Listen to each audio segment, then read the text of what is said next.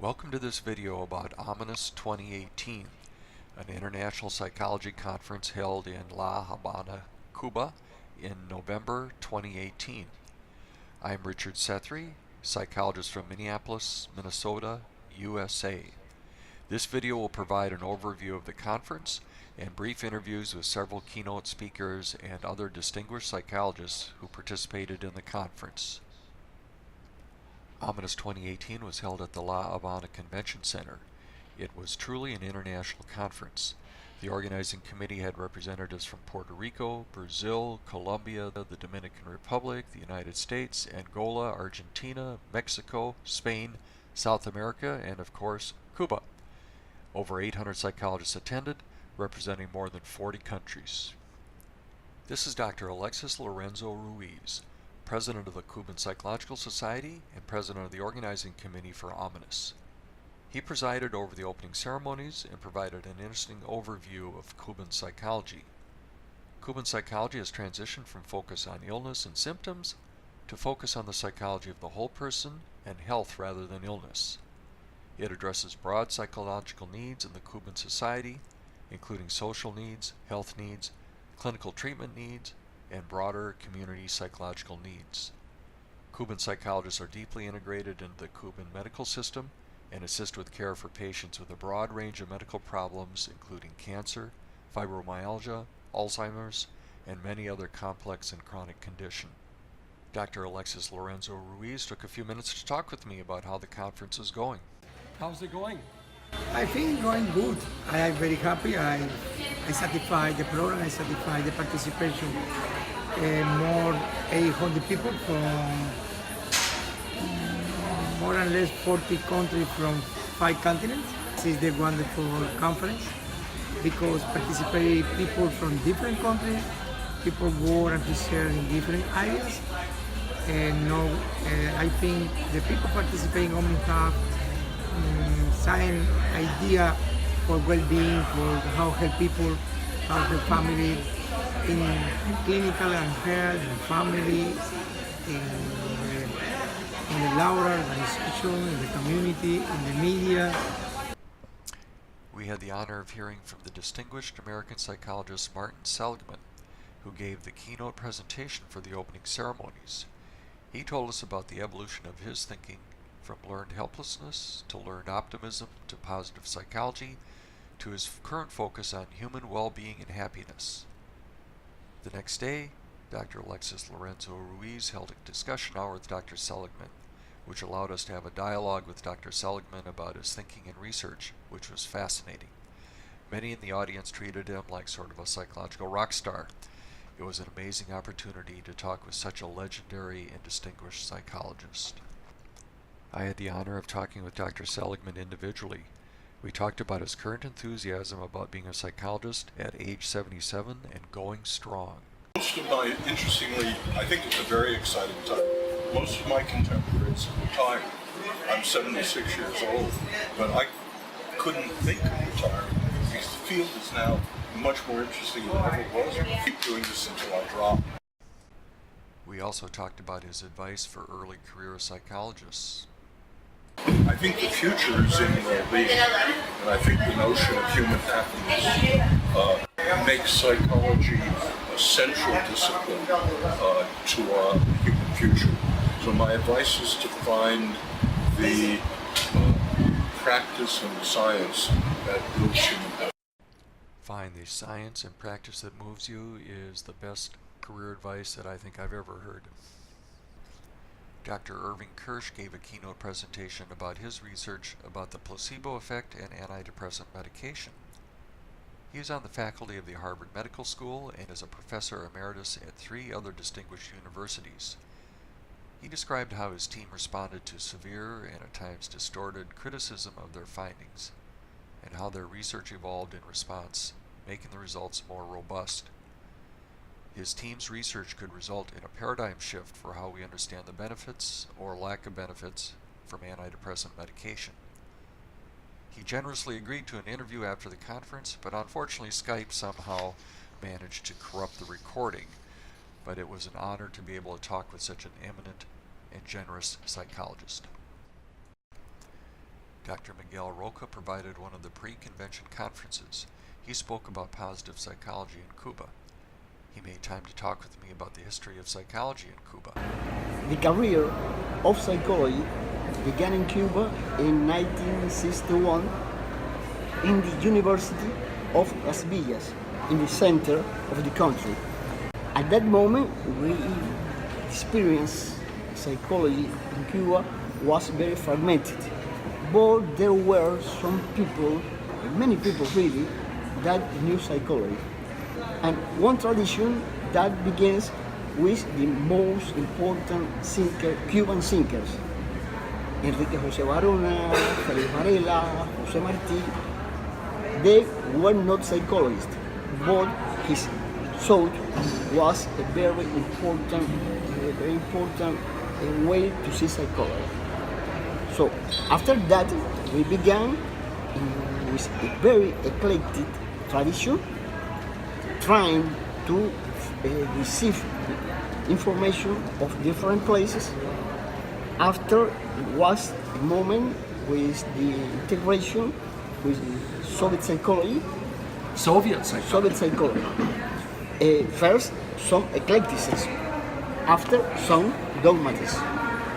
After, and tried, a very important try to find, according to the best traditions in psychology in the world, with an integrative overview, but at the same time, with an intention to reflect the most important aspects of the Cuban reality, with its advantage and its disadvantage. I was also able to talk with Dr. Alberto Cobain Mena from Santiago, Cuba, and president of the Cuban Society for Therapeutic Hypnosis. He tells us how hypnosis is integrated into the psychological and medical services in Cuba. In Cuba, we have a very nice and important experience using hypnosis as a model of treatment with different disorders. Not only mental disorders, not only affective or emotional disorders. We have been used as a matter of anesthesia to hold the pain, and also to treat different kind of diseases like dermatological diseases like psoriasis, also vitiligo, eczema, psychodermitis or dermatitis, and also and others like hypertension, asthma, diabetes. I was also able to talk with Professor Bixan Han from China. He had given yet another fascinating presentation about the practice of psychology in China, which includes utilizing ancient traditions such as Tai Chi and calligraphy to help with what many of us would call a mindfulness practice. Here, Professor Han discusses the potential benefits of cross-cultural psychological studies. Each culture has its own good and bad. So we improve the positive side of the culture. All positive sides of the culture belong to the human being. Okay? Mm-hmm. So we can enjoy the positive side and get benefit, enlarge the effect to the human. Okay, either in the United States or in China. Finally, I talked with Dr. Antonio Puente. He is past president of the American Psychological Association, was born in Cuba, and has taught in several countries in addition to the United States. He advocates for the benefits of collaboration among psychologists from different cultures and countries. He tells us about his presentation for Hominis, which he called "The Future of Psychology is Outside the United States." Essentially, we've had a long history of psychology being either Eurocentric, at least initially, and subsequently American-centric. And this has actually been also parallel in the practice or profession of psychology, and even the practice and profession of my specialty, neuropsychology. When you look at other countries, for example, Colombia, Mexico, and Spain, three that I'm familiar with, they have more psychologists per capita than we have in the United States. hence the issue of personnel has been one that's seen expansive growth, and also that's also the case with the science that goes behind the practice or supports that practice. We're starting to see a large number of individuals doing research and publishing from other countries. So it seems like the next step in the expansion of, or the evolution of profession of psychology is that we start thinking about ourselves as not a national association, or if you will, a national discipline, but more of an international one. Along those lines, one of the things that's really interesting to us is that most foreign countries license professional psychologists at the, quote, master's level, and that's not the case in the United States. However, APA is moving forward in the direction of a master's level certification or licensure as, if you will, my psychological associate. So the possibility exists is that we begin to think of this as a universal entry level for the profession of psychology. So I look forward to the time that both APA and psychology sees itself as a universal profession rather than a national one. At that wonderful international psychology conference that we attended in Havana, Hominis 2018, it seems like that sort of conference would pretty strongly support what you're advocating for. Well, I think Cuba in general, and this idea specifically, has a lot of merit in making sure that we reach different parts of the world. At this juncture, if you look at psychology in Cuba, for example, the idea of having doctor level practitioners is not practical, unlikely to happen, but at the same time, the need is there.